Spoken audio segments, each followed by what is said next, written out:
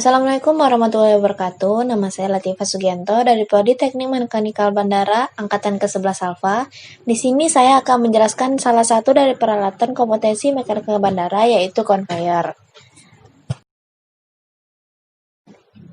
Belt conveyor digunakan dalam berbagai industri untuk meningkatkan produktivitas dalam bekerja. Seperti yang kita ketahui, dalam dunia industri mengharuskan kegiatan produksi berjalan dengan efektif dan efisien. Dan salah satu barang yang digunakan untuk mempermudah kegiatan dalam bekerja adalah belt conveyor. Belt conveyor atau yang sering disebut dengan ban berjalan merupakan sebuah sistem untuk memindahkan produk dari satu titik lokasi ke lokasi lainnya. Jenis conveyor ini merupakan alat untuk mengatur proses pendistribusian barang. Belt conveyor telah digunakan sejak tahun 1800-an. Pada tahun-tahun tersebut, belt conveyor sering digunakan untuk mengangkut barang-barang tambang. Berikut merupakan sejarah dari belt conveyor. Yang pertama, pada tahun 1892, Thomas Robin menemukan belt conveyor pertama kalinya untuk memindahkan batu bara.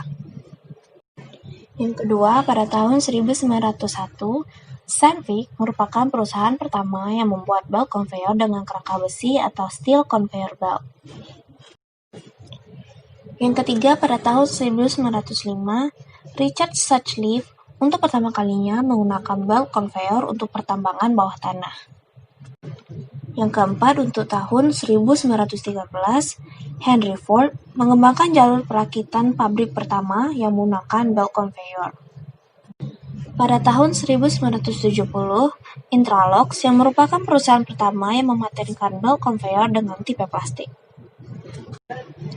Pada tahun 1972, Hyacinthe Morsel-Bochetti and the French Society REL membangun sistem belt conveyor sepanjang 13,8 km.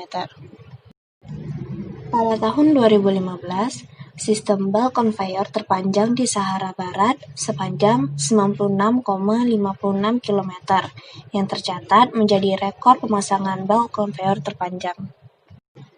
Sistem ini terdiri dari dua piece pulley drum, yaitu head and tail. Pulley berguna untuk membantu belt conveyor berjalan, di mana pulley akan berputar sehingga belt conveyor akan ikut bergerak. Perputaran pada pulley hanya dilakukan pada salah satu pulley saja. Pulley yang bergerak disebut head drum, sedangkan yang tidak bergerak disebut tail drum.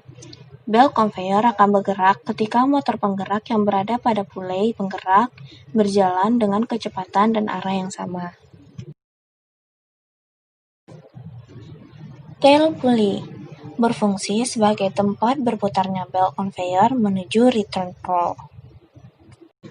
Return roll berfungsi sebagai rol penumpu belt agar tidak melendut saat berputar kembali tanpa muatan menunjuk ke head pulley. Carrying roll merupakan rol yang menumpu belt conveyor yang berisi material angkut di atasnya. Bend pulley merupakan pulley penghubung atau pembelok belt menuju take-up pulley atau pulley pemberat. Head pulley yaitu pulley yang berhubungan langsung dengan gearbox sehingga langsung terhubung dengan penggerak. Take-up pulley berfungsi sebagai pengencang belt, menjaga agar kekencangan belt sama antara sisi yang bermuatan dengan sisi yang tidak bermuatan, yang seolah-olah menambah jarak antara head pulley dan tail pulley. Idler digunakan untuk menyangga belt. Belt merupakan elemen pertama dari conveyor. Drive unit atau motor dinamo terletak pada bagian pulley. Drive unit akan menggerakkan belt conveyor karena drive unit yang akan membuat pulley berputar sesuai dengan arah yang ditentukan.